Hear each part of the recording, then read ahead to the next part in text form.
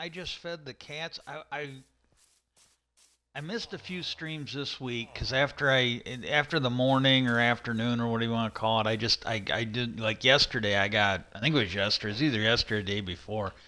In the afternoon, I just got freezing cold. Now it's a little chilly here. We don't have the heater turned on, and it's gotten I don't know if it's still a heat wave everywhere else, but it's dropped where it's kind of chilly here. In the morning, it's really fucking bad. But like I was chilly before and after. I was chilly today, but I was literally freezing, and that wasn't the temperature in here. And the but I did I was gonna wait and do it on Monday, and then there's some stuff that I saw that I kind of wanted to talk about. The first one is that Neil deGrasse Tyson. I saw a video clip on YouTube, and I don't remember the channel. Let me see if I can bring it up. So you can go check it out for yourself. I've been watching YouTube all day, so it might not be easily found. Uh,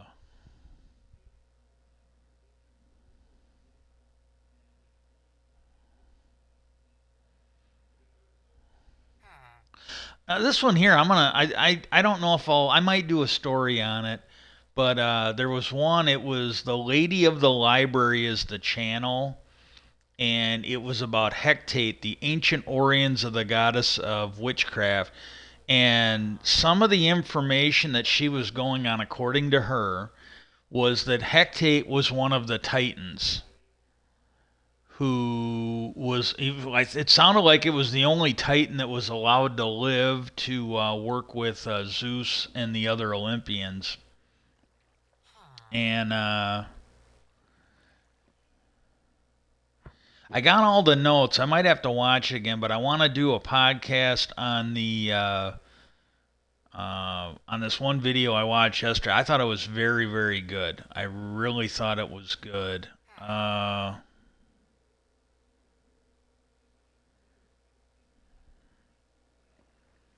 And there's another one. I'm not seeing it. I've already gone past where it should have been. Uh,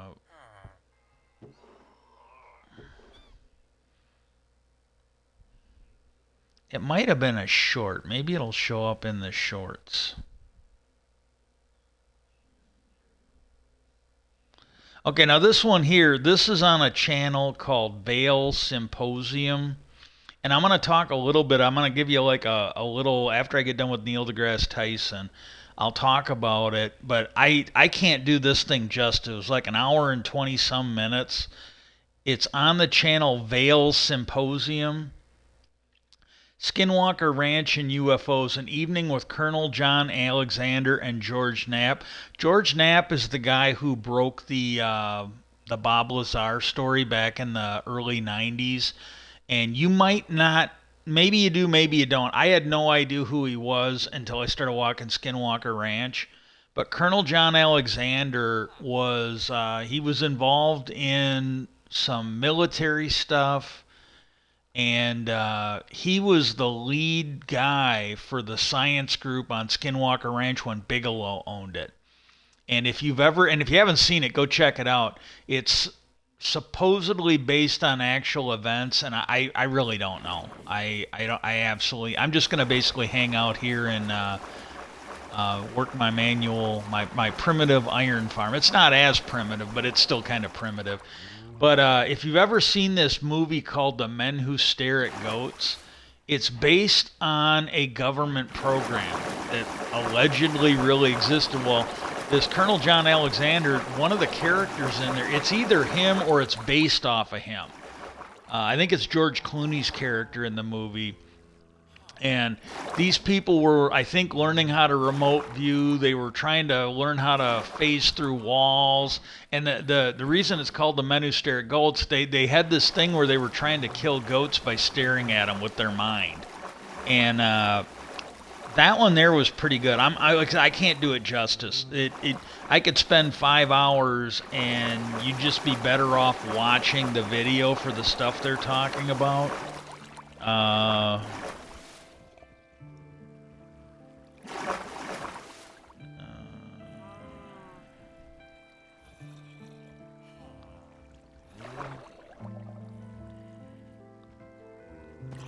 I don't know if I can find it. Hang on.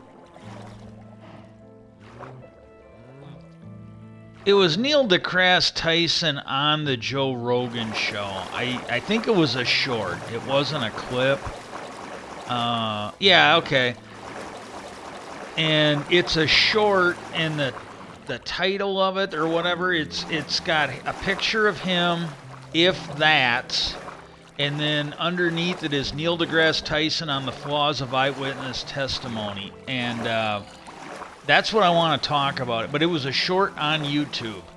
And he was talking about, and he was on Joe Rogan, and I'm not trying to be mean to anybody, but it just shows why it really seems to me, and it's probably why it's good he's on that TV show and not trying to develop anything else.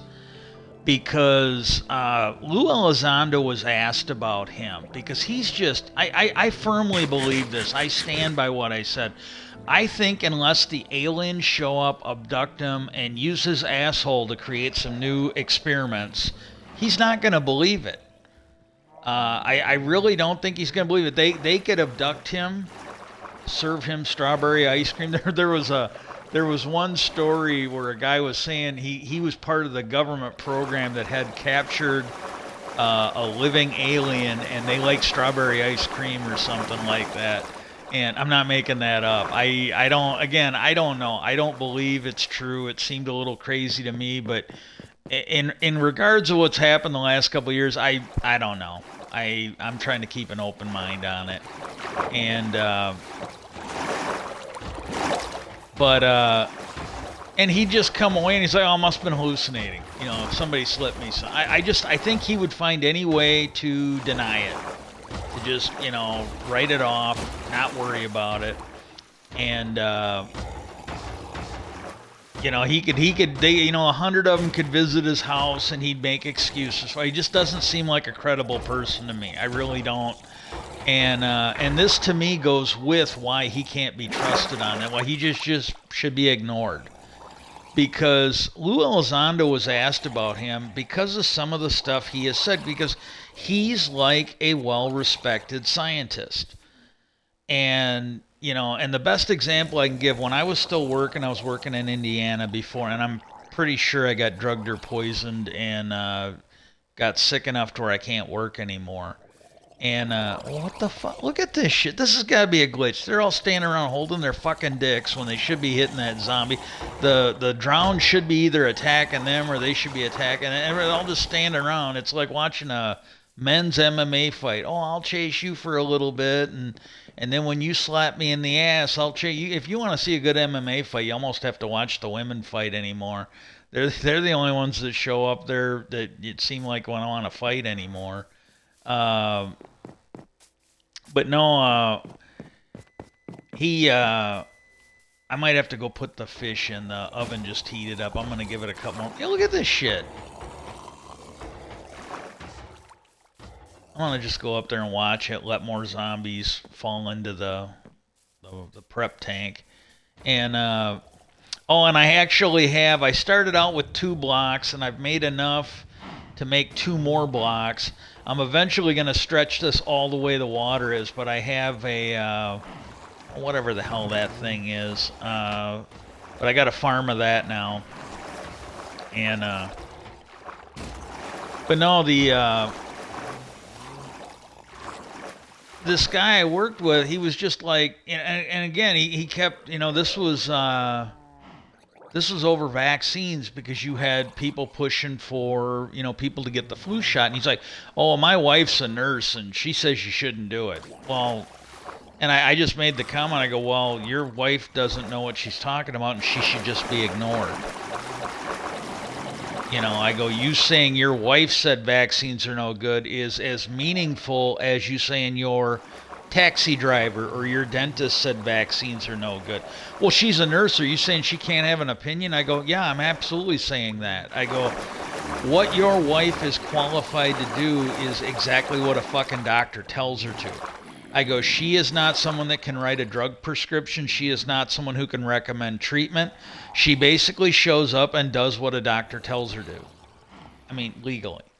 And then he got kind of quiet. And I go, look, I'm not trying to be mean here. He's another one of these guys where they, more than likely there's something wrong with his genetics or his wife's genetics or something in the family.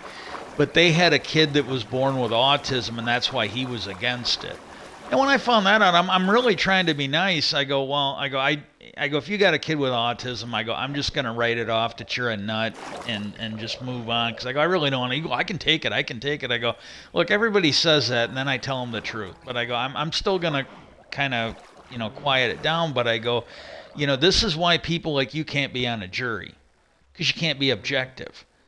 And I told him the one time, I go, let's be honest. If we were at the stage of a viral outbreak or some other catastrophe, and and everybody had died, and the CDC was looking for your wife to give us advice on vaccine protocol, I go, we'd probably be already fucked.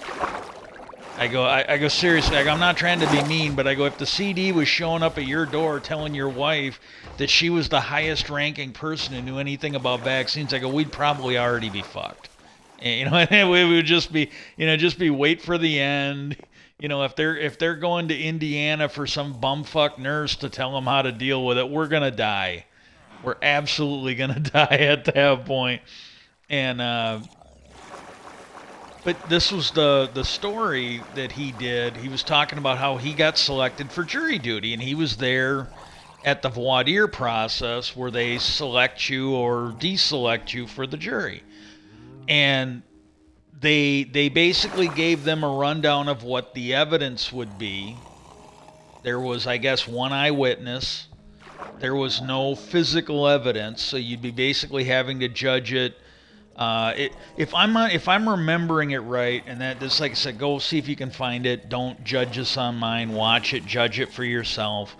But if it was my understanding, the crime happened. I think it was a burglary, and the eyewitnesses or whatever at the scene of the crime. There's only one witness that could tie him to the crime, regardless of how much other stuff they had. But there was only one witness they had that could basically tie him to the crime. And that, so they basically explained all this to him.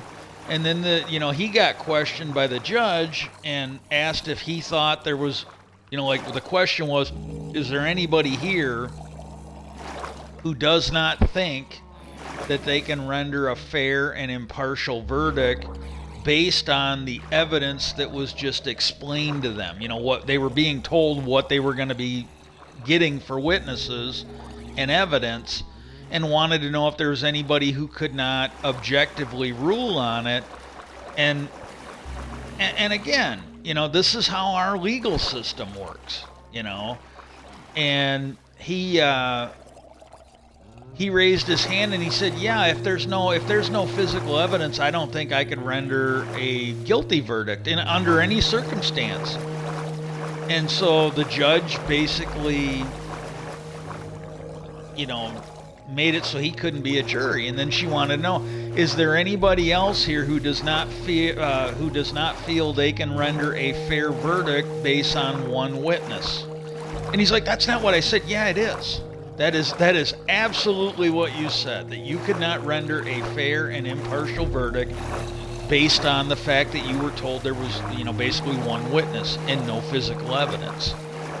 And and this is the thing, he's on the show, he's on Joe Rogan. It's this isn't him talking to his butt buddy at the bar or whatever. This isn't talking to the stupid girl that was willing to go home with him that night, or his wife, or his family. This was him on a national program being seen by millions. And he goes, well, yeah. And I go, yeah, that's not what I said. That's not what I said. And he goes, one of the other jurors, which may or may not be true, because one of the other jurors said, yeah, you want us to trust an eyewitness, and you just saw that 20 seconds ago, and you got it wrong, and you want us to believe a witness that saw something, 3 months ago or what. And so obviously another person who's not qualified to be a juror in this case. And Lou Elizondo was asked him, because he does the same shit with UFOs. This is a guy that no matter what, he's like Mick. I would say he's actually worse than Mick West, because even Mick West admits a few times, yeah, I'm not really sure what that is. It's rare. Basically, it's a pretty high bar to clear where Mick West cannot shit on a UFO video. But I mean, that it has happened where he's like, yeah, I can't rule this out. Even me. And he's got a pretty high bar to clear where he can't shit on evidence, or a case. But he's done it. Neil deGrasse Tyson, there hasn't been one case where I've seen him come forward and go, oh yeah, that sounds legitimate. All of them, it's like, yeah, that just can't be it. Denied. Well, and this is the thing he doesn't understand. The standard falls on him too, that these claims he makes based on absolutely no evidence can be dismissed without evidence. Because and Mick West falls into this trap too, where he's like, oh well, obviously those triangles you're seeing in the video were from the aperture. Well, what it does is it negates the eyewitnesses who were there, and I think at least some of them were military, and they said no, these things were like pyramid-shaped craft. You can't see 3D in the camera, but we were physically there. Those were pyramid-shaped craft that were caught on that camera. So no, it was not a trick of the aperture, because there's no fucking aperture on your eye, and the eyewitnesses saw it. But Tyson doesn't get it. That and this is what Lou had said about him. He was asked on that theory of everything, and he goes, I've looked into this guy a little bit, and he goes, I don't understand, and I honestly think there's at least a chance that he is a government stooge, some way, shape, or form, where he's just there to debunk stuff. That Professor Hynek, when he worked for Blue Book, he did a lot of that too, because back in the day, it was another, he was a nuclear rocket scientist, Stanton Friedman, if I'm remembering the name right. If not, I'm pretty close to it, but I might not be exactly that. But he was born in America. He ended up living in Canada later in his life. I don't know if he died in Canada, but he moved to Canada eventually, I think after he retired. But he probably for the health care. And I hate to say that, but he probably needed health care as he got older, and our system just fucking sucks ass here.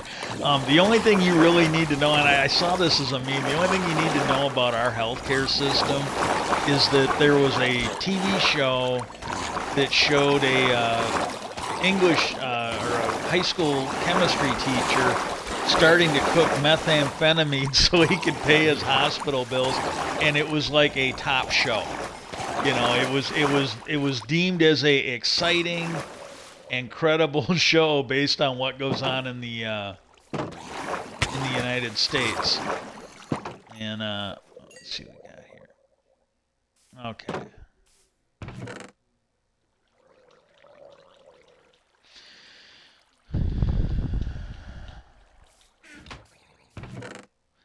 I gotta get to bed.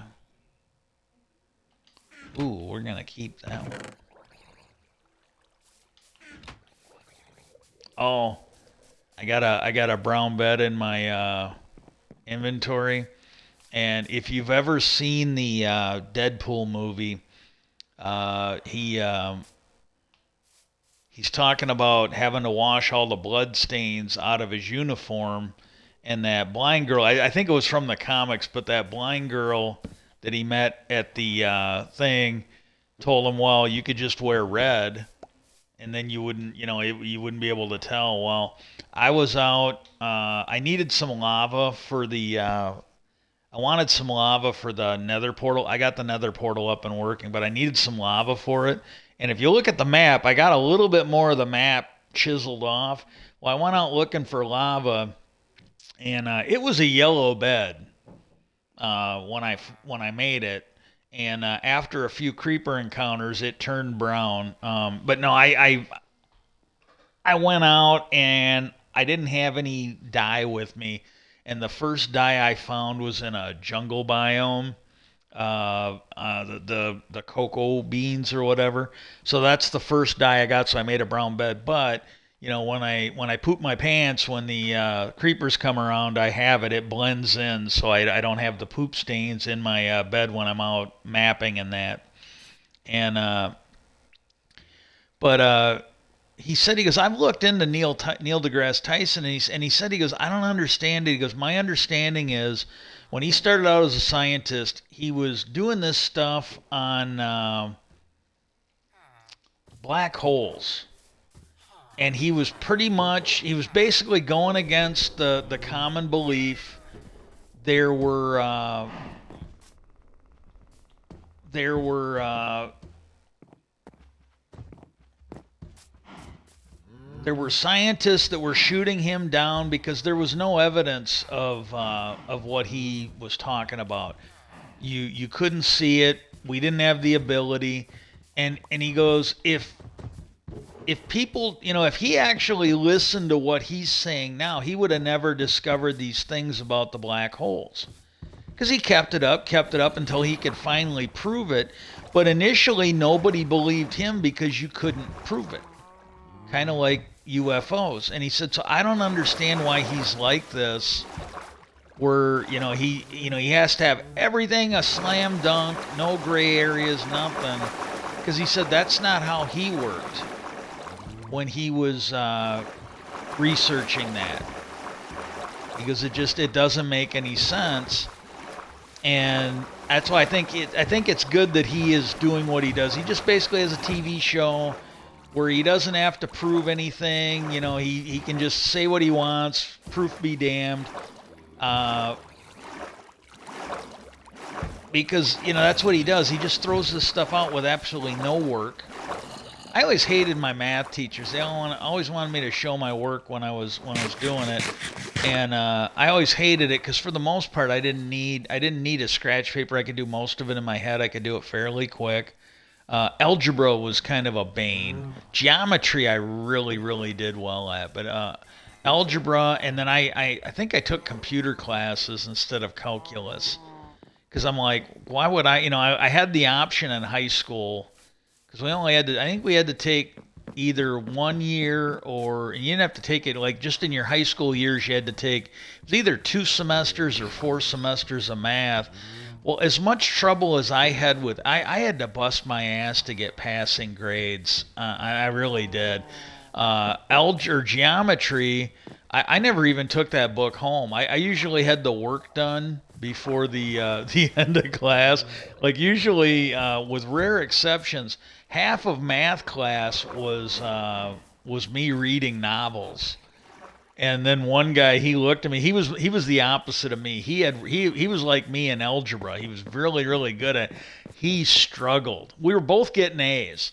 We weren't very well liked by the class because the teacher graded on a curve. And if me and him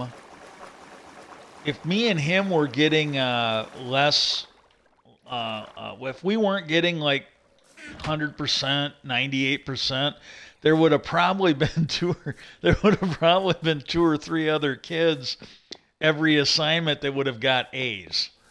Because the teacher graded on A's, and me and him were up there so much that it really screwed over the other. But he was sitting there the one day. I kind of had my feet up a little bit, relaxed. I had them stretched out. I was leaning back in my chair, and I'm reading. I think I was reading. It was either one of the Lord of the Rings or the Dune novels. It was one of them. And he looked at me. He goes, "Have you ever even once taken your book home to get something done?" And I looked at him. I go, "No." And then he goes, don't you have to study you have to learn these rules. Like a right angle is, or a right triangle is a triangle with a right angle. You know, and because these are things you had to give to solve your problems. You had to remember the rules of geometry. And he goes, don't you have to memorize? And I told him, I go, honest to God, I go, almost all of this stuff, I see it once and I remember it. And he just looked at me and he goes, I fucking hate you. I mean, he worked his ass off, but he was my only competition in that class. And I don't know if the teacher did it on purpose, but when I took these tests we had, like the semester finals or whatever. Yeah, you had to take two years of math. I took a year of geometry and then I took a year of computers, if I remember right. But the one final for the semester, I got one question wrong. There was like one algebra. It was geometry class. I think the teacher did it on purpose so I wouldn't get perfect score. But and maybe I'm wrong. Maybe he just normally did that. But I had one algebra question. I got it wrong, and I'm positive that's the one I got wrong. And it was like I got a 98 instead of 100 on the final. And the second semester was the same fucking thing. He put one or two regular, they were non-geometry questions, and I got one of them wrong. It was the same thing. I got like a 98%, and I fucking hated that. But he just said, he goes, I don't understand why Neil deGrasse Tyson is like this. You know, when you look at his history, because people did the same thing to him. And the other thing with the UFOs is, if this was any type of normal science, his attitude would be okay. Okay? Climate science. And you don't see him out there shitting on climate science. You know, he's not out there with the flat earthers on the right saying, oh, you don't see him out there, at least I haven't seen him out there shitting on vaccines.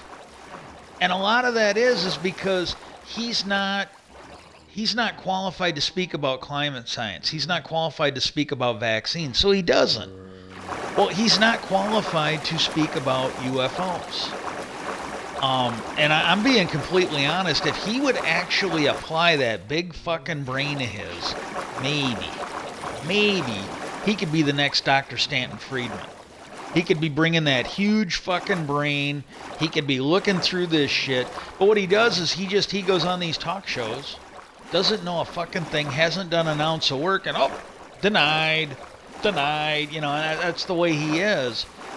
Well, that's what he did with this. And he's out there arguing with a judge. He's shitting on a judge. He's like a poor man's Donald Trump in that regards. And he's sitting there and he doesn't realize that this is an area where that judge has gone to school. That judge has applied herself for years.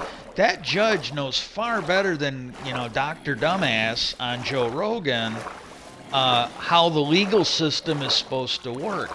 You can't bring that absolute opinion on facts from science into a courtroom, because the standard he has, it has to be, you have to show it to work. It has to be reproducible. It has to be peer reviewed. None of that exists inside the legal system. If it was a criminal case, you had a standard beyond a reasonable doubt. Not beyond any doubt, but beyond a reasonable doubt. Well, he wants to bring any doubt in as the standard. If there's any doubt, I have to, well, that's why you can't be a juror. You're too stupid to be a juror in that case. And if it's a civil case, it just has to be more likely than not. It's like the 50 or 51% doctrine is how that works. And yet he's in there going, oh, that judge was wrong. No. Just like on UFOs, you're wrong again. And because his standard of absolutely no doubt does not work in the UFO standard, because we might be dealing with stuff that operates on a level that we don't understand. He does not have training in advanced propulsion. He doesn't have training in these scientists. He's a guy who can tell you about the moon and the sun and how they interact with each other. Like that Oumuamua, when they saw that go around the sun and saw it picking up speed, that's his area of it. I mean, he could at least speak about that, but we got Avi Loeb doing a good job of it, so we really don't need Neil, because he'd probably fuck that up too. But Avi Loeb said, well, when that thing fled the solar system, if it was I don't know if it was a comet. I think it was a comet. He goes, if the sun melted some of the ice and turned it into a gas, you could see that speed up a comet in a case like that. He goes, it wouldn't be able to speed it up this much. It was going too fast for it to be a comet. Because what it did is it sped up as it went towards the sun, and then when it was pulling away, it continued to speed up. And he said, look, we know of no way that a gas release could speed it up that much anyways. But he said even if it was, you would have had to notice a decrease in size, which it didn't have. What he was, and again, this would be something that Neil deGrasse Tyson, if he wanted to be honest, if he wanted to do the work, he could talk about this. He goes, what it appeared to be was a solar sail or some type of propulsion that we don't understand. You know? And the best example I've heard to talk about this is somebody said, they go, you take Christopher Columbus, you know, top mind of his day, and let's say you put a nuclear submarine for him to find. And he took it back, he towed it, you know, because he probably wouldn't be able to figure out how to make it work, but he towed it back to England. You could have given him as much money as they wanted. They could have given him an unlimited amount of money. He would have never been able to figure out how to build one of those. He just wouldn't. He'd probably never be able to figure out how it worked. He might have killed a whole bunch of people even trying. You know, as they were in there banging with hammers trying to tear it apart. But that's what we're dealing with now. You are dealing with stuff, if the reports are true, these things that are being found are so far beyond us. They're probably more beyond us than if Christopher Columbus had found a modern day nuclear submarine or a space shuttle. It's at least that far beyond us, probably much further. And so you can't sit there and go, oh, well, our science can't explain it, so we just have to deny it. No, because if you take these people at their word, you try to figure out who's lying and who's telling the truth, who's right and who's got some kind of a mental disease, you may be able to learn from this. Like there was one guy that was saying that there's all these things that are out on the market now that you can tie right back to the Roswell crash. Don't know if it's true or not, but the way he was talking about, a lot of it made sense. Because it was, you go and look at the scientific advances that happened after or around the Roswell crash, it's like off the chart. And again, more likely than not, I would say it's more likely that we found stuff that we didn't understand and reverse engineered it than people who didn't know what they were doing just suddenly stumbled on this stuff. But you never know. It could go either way. But I would say it's at least as likely, if not more likely, that we found stuff in reverse, the networking with lights, the fiber optics. Kevlar is another one that's been basically tied to what was found at Roswell and some other stuff. But this guy was talking about stuff that is just now getting patented, and it sounds like it was from the Roswell crash. And they're just titanium's another one that we may have found, and reverse engineered it. But that's what got me on that. It's like, oh my God. What the fuck? You really need to get a fucking grip. I can't. I'm just going to finish up real quick and then I'm going to go. I got to shut this off because I'm not in a safe place. I can't hang out here unattended for a while. I gotta sleep right away when the light goes off. I already had a couple Like this guy here, I had to replace him. I got it fenced off now. But when I first put this guy in, I came in the one day and I'd been here. I'd been going to sleep, but there were a couple times when I was working the iron farm, I had a delay, and this guy had turned into a zombie. And I'm like, what the fuck? And I didn't think I lost anybody, but there was a zombie attacking the other side of this. There were zombies there, and I don't think they killed anybody. Every now and then I'd see the villager, because the fucking moron wouldn't stay away from him. But every now and then I'd see the villager light up like he got tagged, but I don't think I lost anybody from that.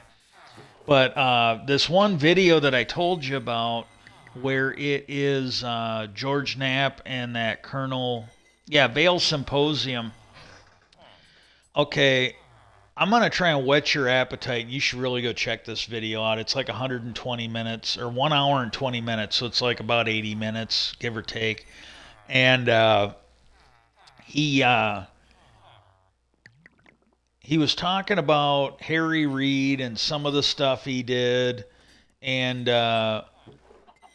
then they came up on and started talking about when Harry Reid, because Harry Reid was into this long before he ever came forward on it. He became friends with George Knapp back before he became a senator. Because he said, well, yeah, I knew him when he abandoned the House and ran for the Senate. And at a certain point, Harry Reid was like, well, we got to get some money and research this stuff. And they were telling stories from Skinwalker Ranch. They were telling stories from the military, went to Skinwalker Ranch. And he started talking about what had happened with Harry Reid.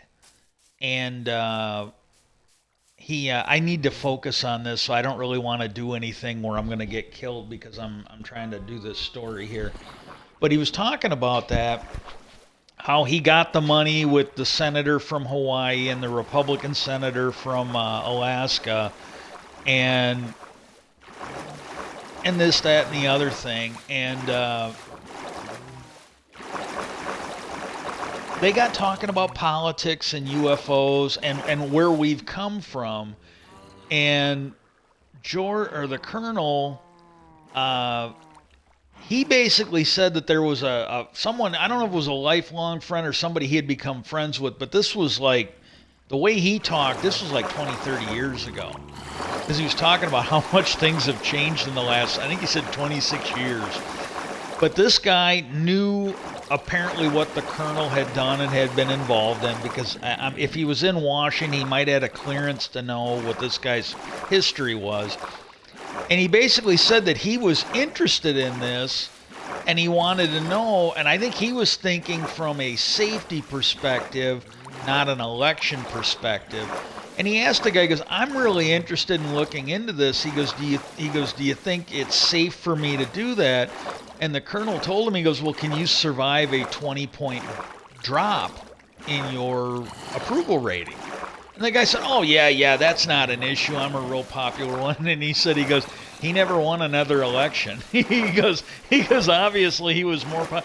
And this goes with what I was saying, with, and I think I've done this twice now. I might be wrong, but I know I've thought about it twice, doing it on a stream. Maybe I haven't done it.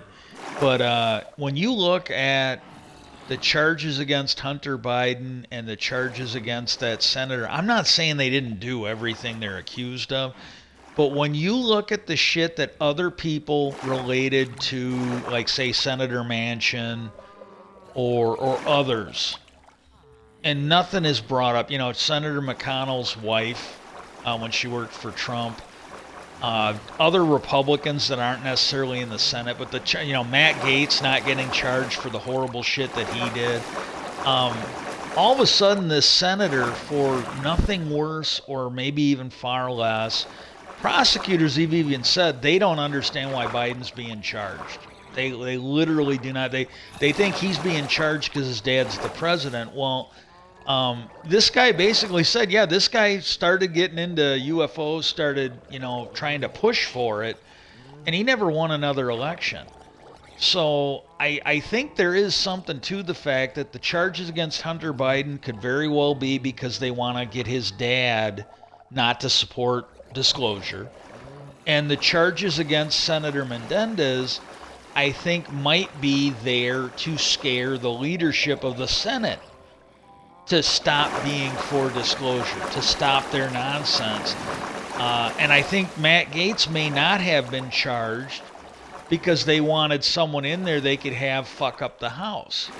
And this whole stunt, because nobody could understand why he was, they said at one point they gave him everything he wanted. Everything he asked for, they gave him. And he still wanted to shut the government down.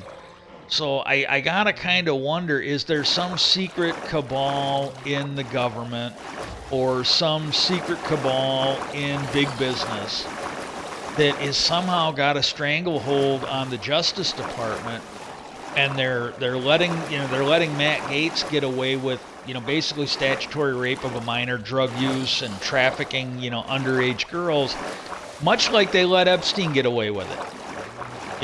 Another guy from Florida getting away with shit. Well, maybe they wanted him for something, and maybe they got it when they told him to fucking stab it. Again, I'm speculating. I really don't know, but maybe they used it like, hey, we got our little bitch now in the House from Florida. You tank this disclosure shit. You shut the government down. You fix it so they're not going to do disclosure, or we'll send you to jail. You're going to, instead of those little girls getting fucked by you, you're going to get fucked in prison.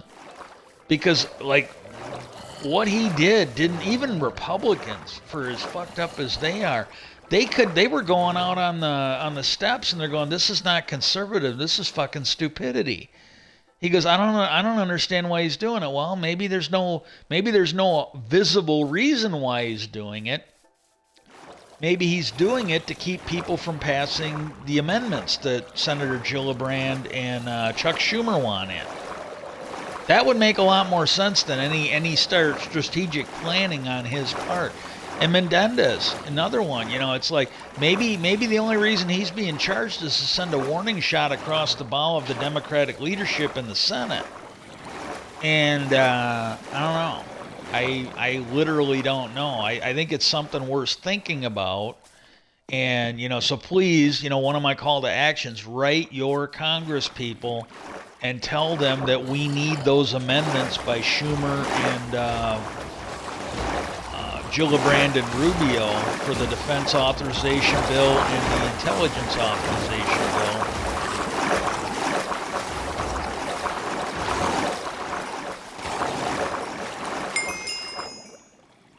Hey, I didn't hit any golems. They're not trying to smack me around. Good job.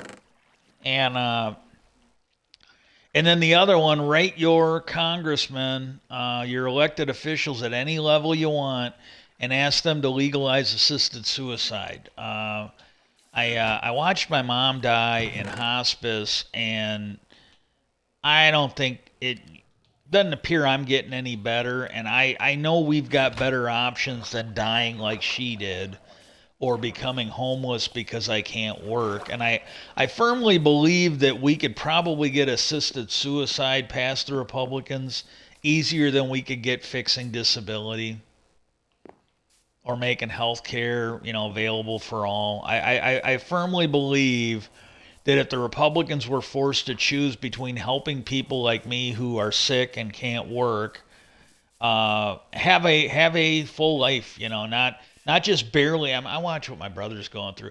Just barely getting enough money to buy food and everything, but actually have a life like I did when, before whatever happened at GM. Having a full life where I can buy things and do stuff and afford to feed myself, buy clothes, whatnot. I think it'd be easier to get the Republicans to go along with assisted suicide. I mean, they really don't care about after you're born. I'm not young and healthy enough to fight in the next war they want to fucking drum us into. They don't give a fuck about me. So just get them to do that. Get them to make it legal, and get that done.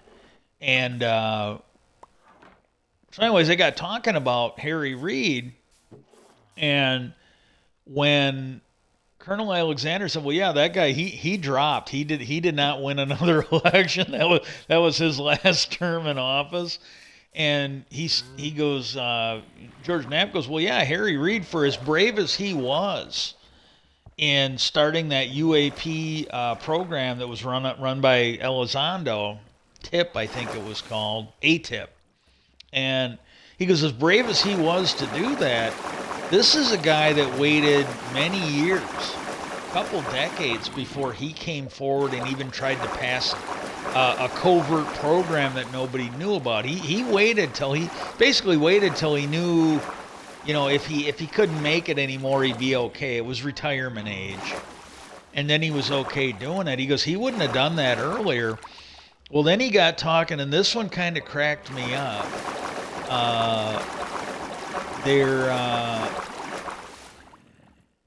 He said that Senator Reid would call him from time to time, and there was one time he got a call, and when he answered the phone, they said, "Please hold for a message from Senator Reid."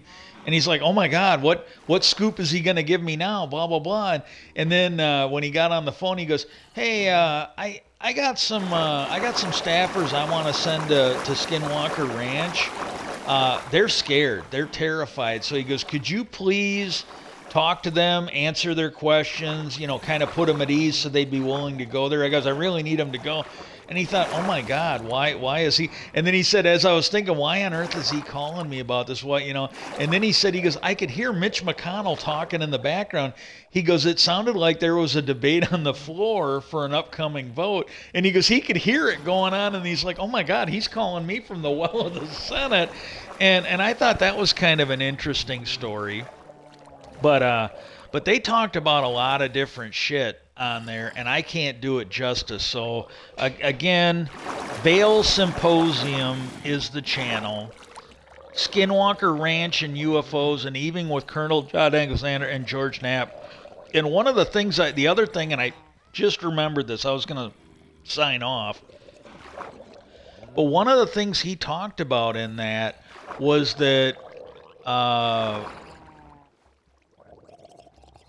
ghost hunters don't like Bigfoot people. Bigfoot people don't like ghost hunters. And he goes, UFO people don't like any of them.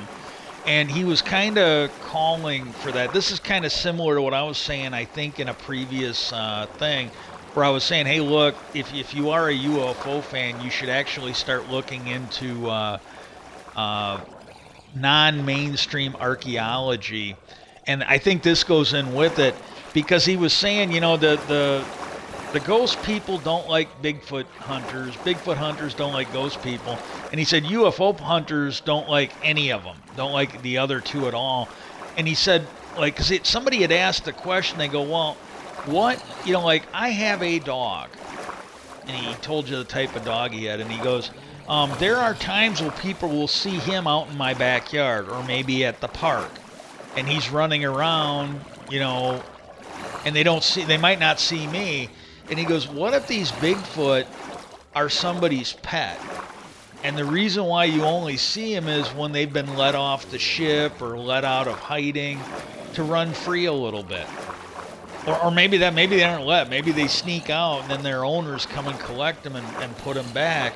And that was the thing, you know, that's when he said, he goes, well, yeah, you know, Bigfoot hunters don't like, you know, that. And he said, but he goes, it is true that there are cases where Bigfoot activity is, you know, happening alongside UFO activity in the same area. So he goes, they may be connected.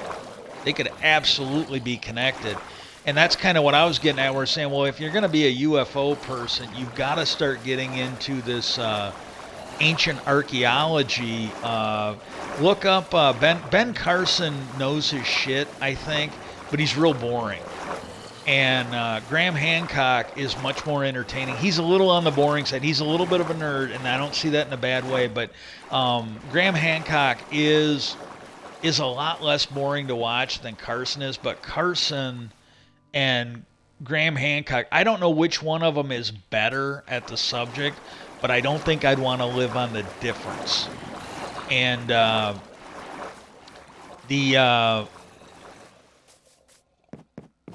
but they look into this, and I got the notes. I might watch it again, but the next stream, if I don't forget, and if I can remember the video, like, I might have to watch it one more time. I was planning on doing it the other day, and then I just got really, really cold and laid down. I think I nodded. I either vegged out or I nodded off to sleep.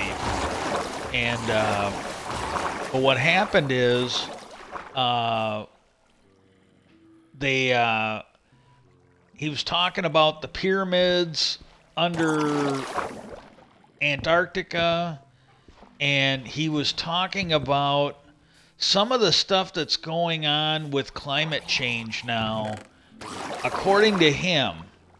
And I got the notes. I'll go through it more as much as I can on the next stream.